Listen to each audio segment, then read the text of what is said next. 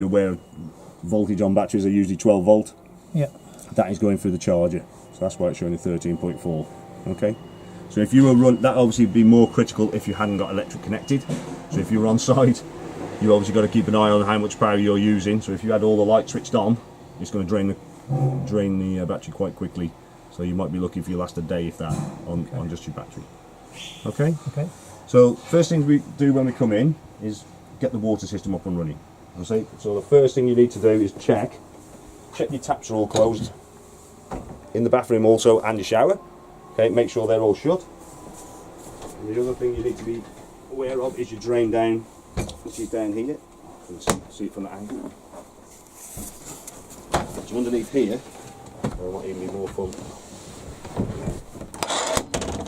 Let's try it that way. I might be able to see a bit more. Like, can you see that yellow lever down there? Yeah. Yep. Yeah. That is your drain down for your water system. Okay, so that is very critical to obviously drain down for winter. Obviously, the purpose of what we're doing now is we want water in the van and to stay in the van. So it needs to be in that position there. So that valve is now closed. Right. If I lift it up, you can hear that it's draining it out. So that's when you say about having no water in when it's storing it. Yeah, in winter, yeah. And when you're travelling home, I tend to drain it when I'm travelling home as well. Because that extra weight there, you've got 10 litres of water, that's an extra 10 kilo on the nose weight of your car. So what I tend to do, don't obviously drain it down on the pitch as you're leaving. What I tend to do is drive to the site entrance. My wife jumps in, lifts that lever up, opens all the taps, and then as we're travelling home, that bit of movement helps it to drain as you're going down the road. Yeah. Okay, so it's obviously that's quite handy, especially the colder period of the year. So when it's more or less drained down by the time you get home anyway. Okay, so to get water in the system, make sure the lever, which is like that, okay, so make sure it's closed and it's ready to get water in now. Yeah. Okay, so the next thing we do, obviously what I didn't quite explain, the reason why we don't switch the water pump on straight away when we come in, if we've left that open or the taps open, water could start coming through before you're ready for it. So if you came in and just went power on, water pump on, water could just be coming out through all the taps and you're not under control. Yep. So check all the taps are closed, check your drains closed, then you can switch the water pump on. So next thing we will do is purge the air out of the system. So if you drain it down, there's going to be air in the pipes, there's going to be air in the boiler. So we need to get all that out. It's going to come out through this tap. I have primed it already, so you're not going to see the full effect of it. But so all you do is open up on the cold side first. So that's what you're going to see, a lot of spluttering. Get the air out. Once you've got a solid stream like that, then we can fill the hot water tank. So if you've drained the hot water tank before, it's obviously a 10 litre container, which is obviously empty, is going to be 10 litres of air. 10 litres of air has got to come out through this tap. Okay, so open up on the hot side. You have a lot of spluttering for at least a couple of minutes, okay, because that's the 10 litres of air trying to get out. Once you've got a solid stream like that, then you know your hot water tank's full. Okay, if it's still spluttering, then obviously it's not. But once you've got a solid stream like that, then you know the hot water tank's full.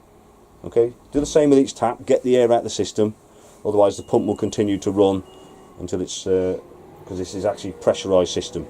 So as soon as I open that, I releases the pressure, so that the pump has got a switch that works on that. Okay, happy with that? So start on the cold side, get the air out off the cold side first, then turn across to the hot side, get a solid stream of water, then you know you've got hot water tanks full.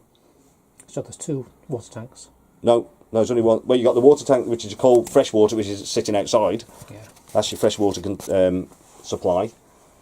Your hot water tank, which is sitting in that corner there, so that's holding your hot water. Right, so they're both filling up off the same source outside?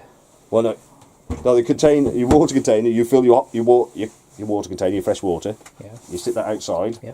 So when you open the cold side, that just comes direct from that container to your tap. Yeah. Yeah. The hot water will draw from that container outside into the hot water tank, and then obviously come out the hot water tank. So there's a cold water tank and a hot water tank. No, the cold water tank is the one that's sitting outside. That Aquarol. Right. Okay, Yeah. Yes. Yeah. That's your cold water. Oh, of course, your fresh yeah, water. yeah. Yeah. Of course it is. You've got a hot water tank that sits on board. Cold water sitting outside. Okay. Yeah. All right. So obviously you can drain that quite quickly.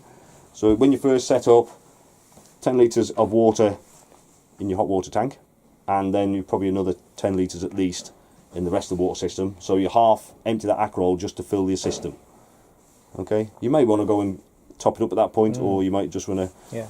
wait and use the last little bit up and then go and fill it Yeah. up again. Okay. Okay, Yep. right. So we've got hot water now. If you can see, obviously, if you're going to stick your hand under there, but we have got warm water there. That is not instant. It has to warm up. Okay, so I've obviously had the heating system up and running just to make sure everything's running okay. Okay, so it's not instant heat. You have to obviously allow it to warm up before you get hot water, which is going to probably take around about half an hour, depending on what energy you're using to get there. All right.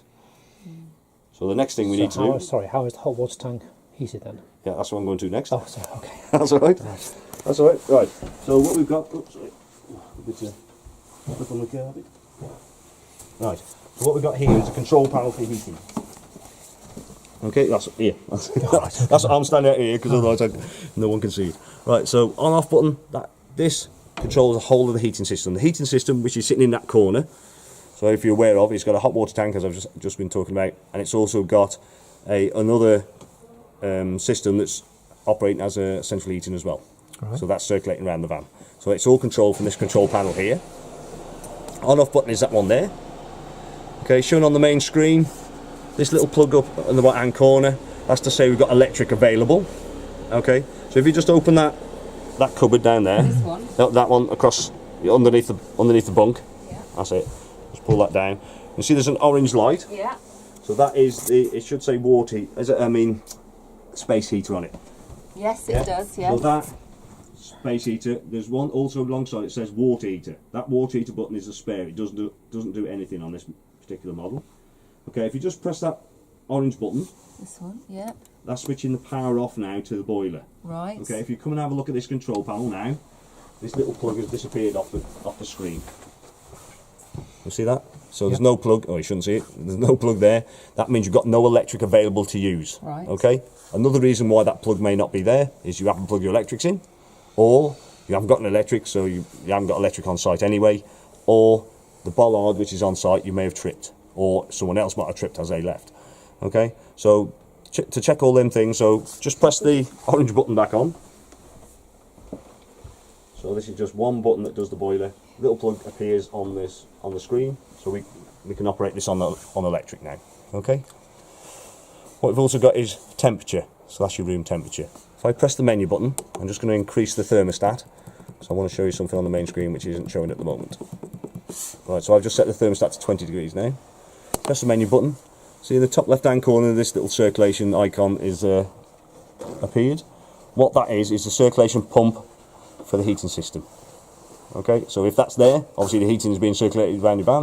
If it's not there, heating's not being circulated around your van. Okay?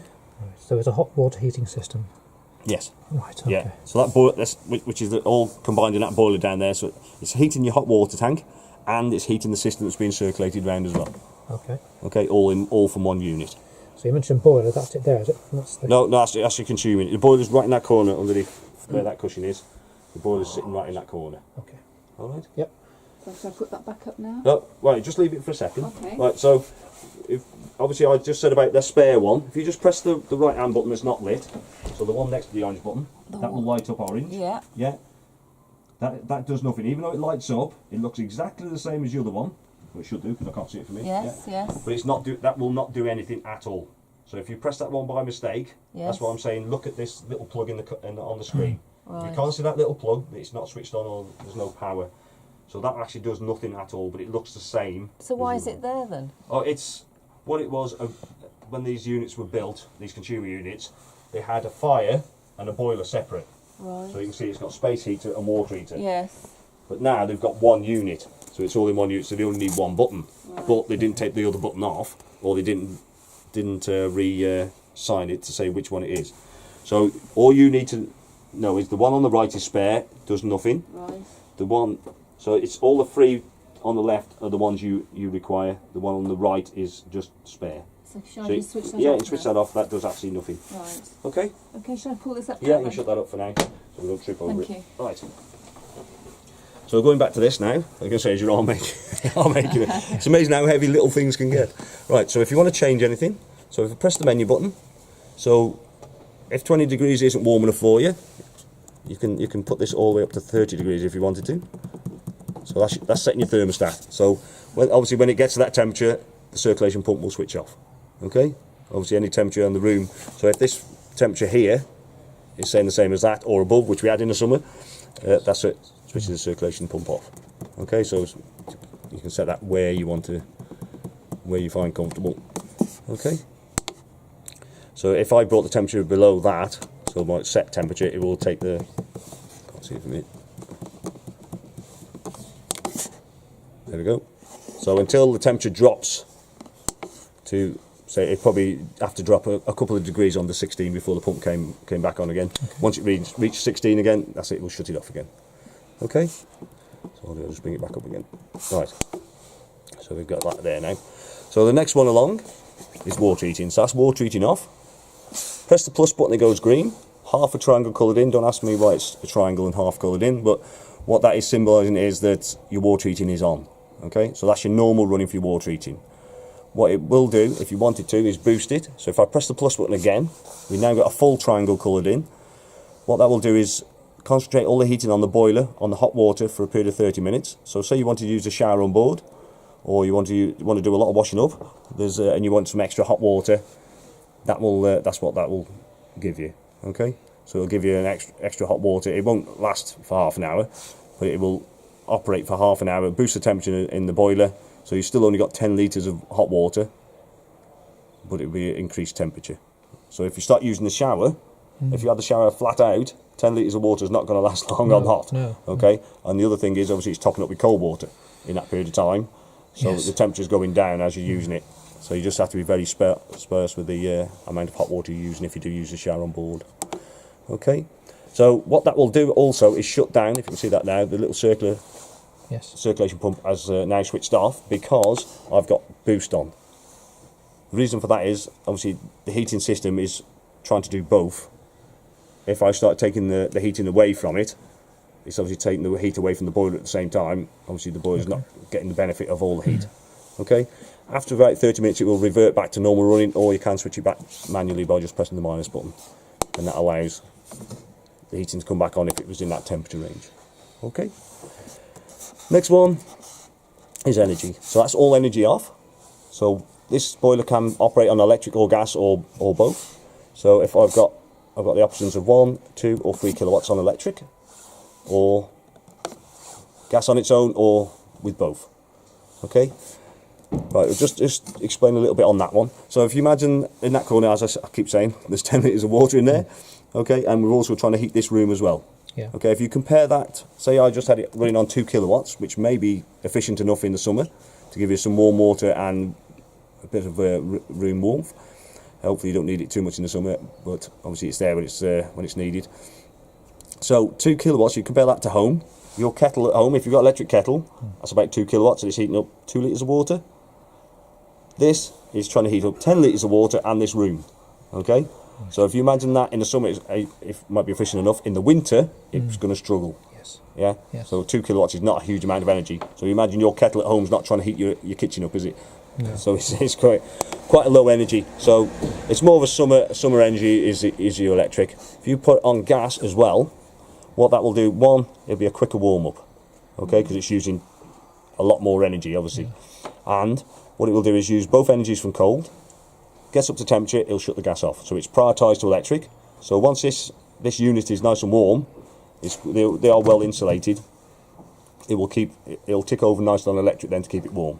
Unless someone like myself leaves the door wide open, cold air comes flooding in, temperature drops, gas will then kick back in again. Right. So you're not using the gas all the time, but only when it needs it, especially from start up. Obviously if you use all the hot water, then it will kick in again, obviously to heat up your hot water as well.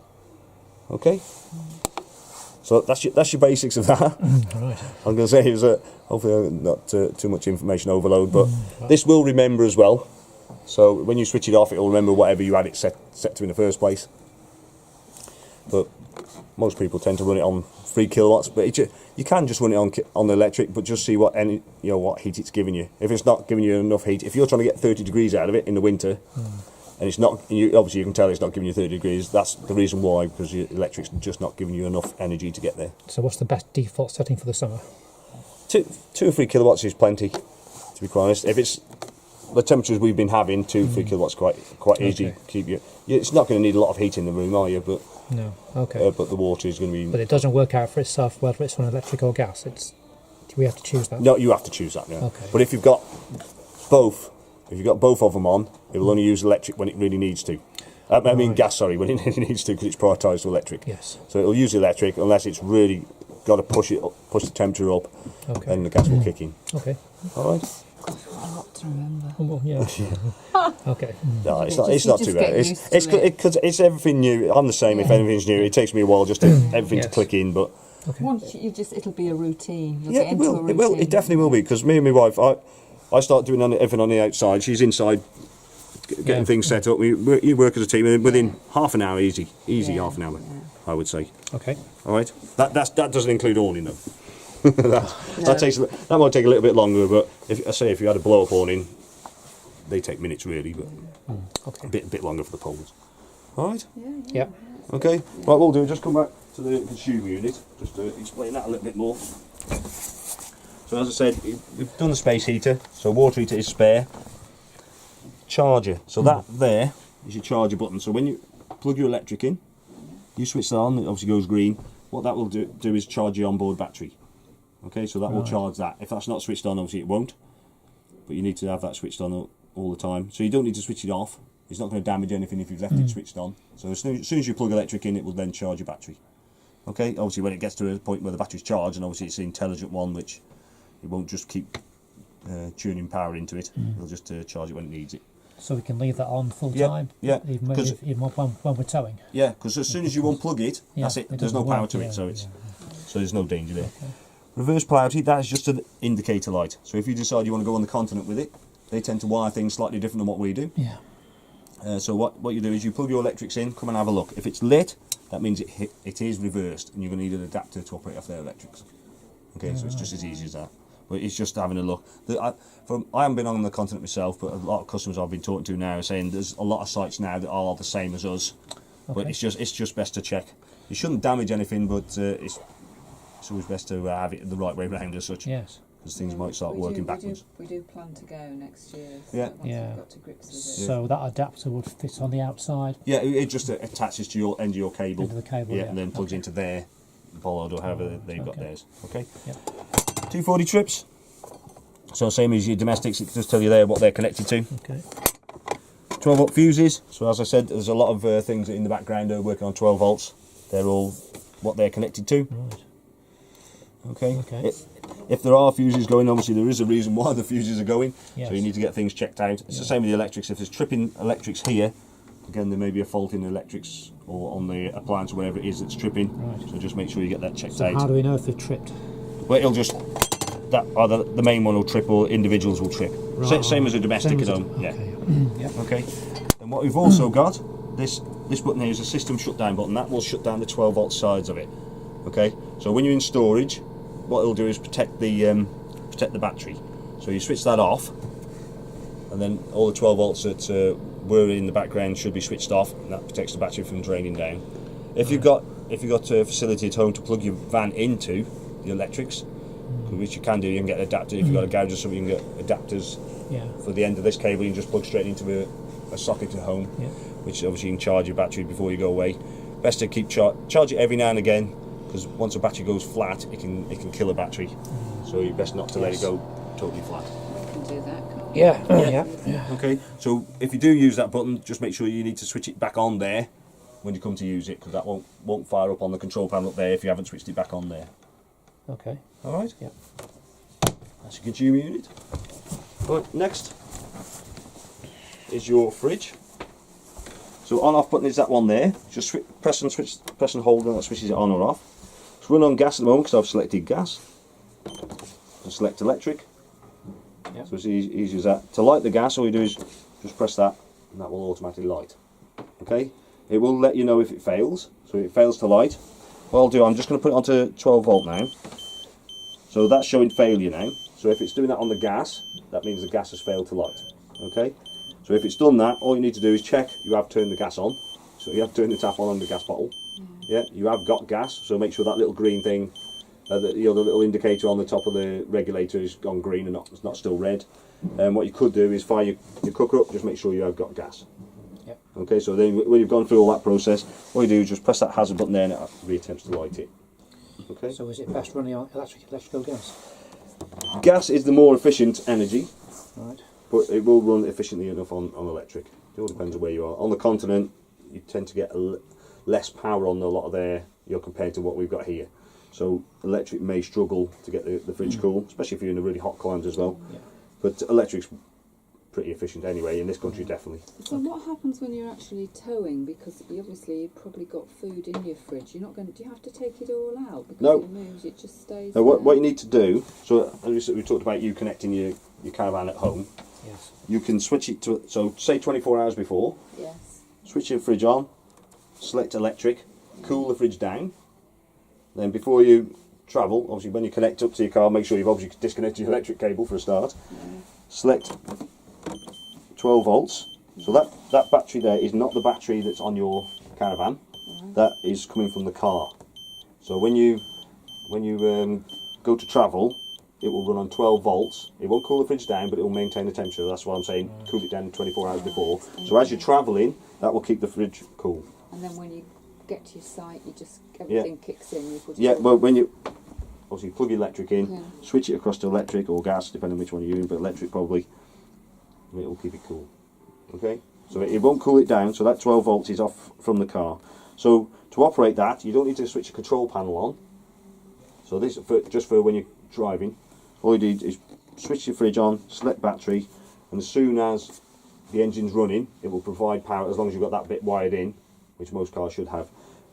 It will provide power to the fridge, and that flashing will go off. And it will maintain the temperature. Okay. Okay. What you've also got here is your temperature range, all 5 lit. That's the coldest setting for the fridge. So if it's coming out frozen butter, then obviously you've got it too cold. 2 or 3, around about average for this time of year. It's starting to get a bit cooler now.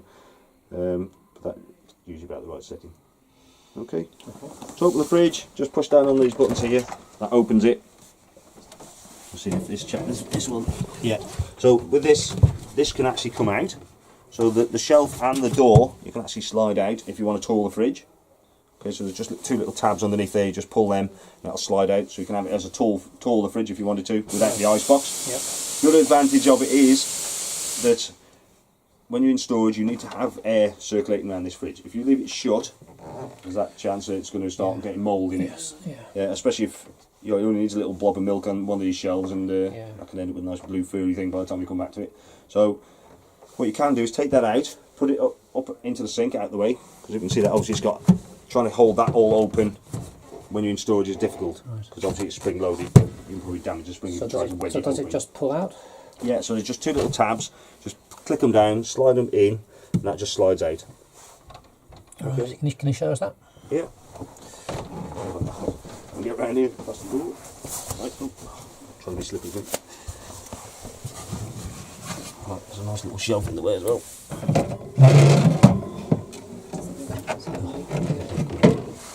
Right, so normally that shelf wouldn't be there because you wouldn't. I assume that's why someone's had a shelf there for that extra fridge bit. Right, so you just flick that down. Look, Oh yeah. little tab, slide it into the centre, and that just slides out. Alright, Yeah, yep. that's easy. Easy as that. And just obviously click them back in. A bit fiddly. That's it. Right. So I would think that's an extra shelf. They would have put that in there. So you're not going to put much on that shelf, are you?